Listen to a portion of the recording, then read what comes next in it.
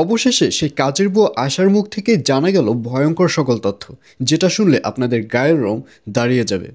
আসলে ও মূলত কাজের বুয়া নয়, ও মূলত হচ্ছে একটা চোর। ও এবং ওর হাজব্যান্ড এই চুরি কাজকর্ম করত। ওর হাজব্যান্ড বড় বড় যে বাসাগুলো রয়েছে সেই সব বাসার খোঁজ দিত ওকে, এবং ওর টার্গেট থাকতো বড়লোকদের বাসায় গিয়ে চুরি করা।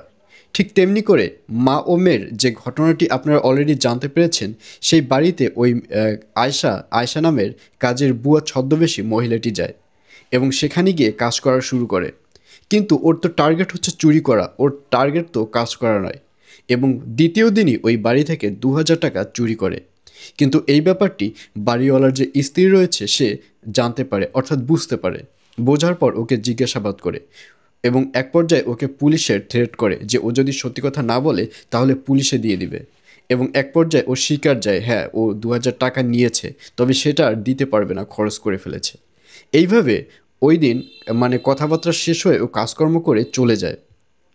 কিন্তু পরের দিন ও আবার ওই বাড়িতে ব্যাক আসে এবং তখন একা নয়, তখন সাথে একটা অস্ত্র নিয়ে আসে, একটা ছুরি নিয়ে আসে, টিপ ছুরি।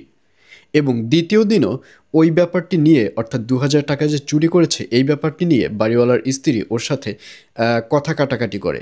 এবং এক পর্যায়ে কথা কাটাকাটিতে ও সে ছুরি বের করে বাড়িওয়ালার স্ত্রীকে আঘাত করে। আর সাথে সাথেই বাড়িওয়ালার স্ত্রী চিকপাক শুরু করে দেয়। এবং সাথে সাথে বাড়িওয়ালার যে মেয়ে রয়েছে সে মেয়েও চলে আসে।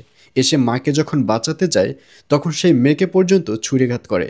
মাত্র ৯০ সেকেন্ডে মেয়ে এবং মা দুজনকেই পৃথিবী থেকে বিদায় করে দেয়। এবং এক পর্যায়ে ওর তো ওই বাড়ি থেকে বেরোতে হবে, এজন্য কি করে শুনুন। এজন্য মেয়ের যে স্কুল ড্রেস রয়েছে সেই স্কুল ড্রেস পরে। কারণ ওই যে দস্তাদস্তি হয়েছে এতে ওর জামায় তো ব্লাড লেগে গেছে, জামাটা তো নোংরা হয়ে গেছে।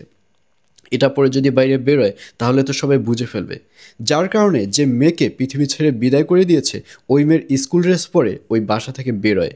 এবং ওর যে জামা কাপড়গুলো রয়েছে, অর্থাৎ নোংরা রক্তাক্ত যে জামা কাপড়গুলো রয়েছে সব কিছু একটা ব্যাগে নিয়ে বের হয় এবং ওখানের বড় একটা নদীতে, ব্রিজের উপর দাঁড়িয়ে নদীতে ফেলে দেয়।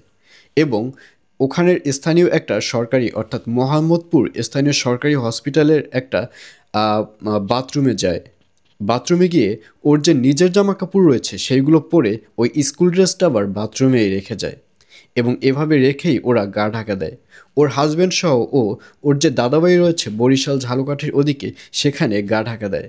কিন্তু তার মধ্যে তো পুলিশের লোকেরা ব্যাপারটি জেনে ফেলে। তদন্ত শুরু হয়ে যায় এবং এক পর্যায়ে পুলিশের বিশেষ ফোর্সের মাধ্যমে ওদেরকে ঝালকাঠি ওদের দাদাভাই থেকে উদ্ধার করে। তো ভিউয়ার্স দেখুন কত বড় একটা অপরাধ করেছে মেয়েটা। তো আমি সবাইকে সাজেস্ট করবো এরপর থেকে যদি আপনারা কোনো কাজের লোক আপনাদের বাড়িতে রাখেন, ভালো করে তাদের বায়োডাটা জেনে শুনে তারপর রাখবেন।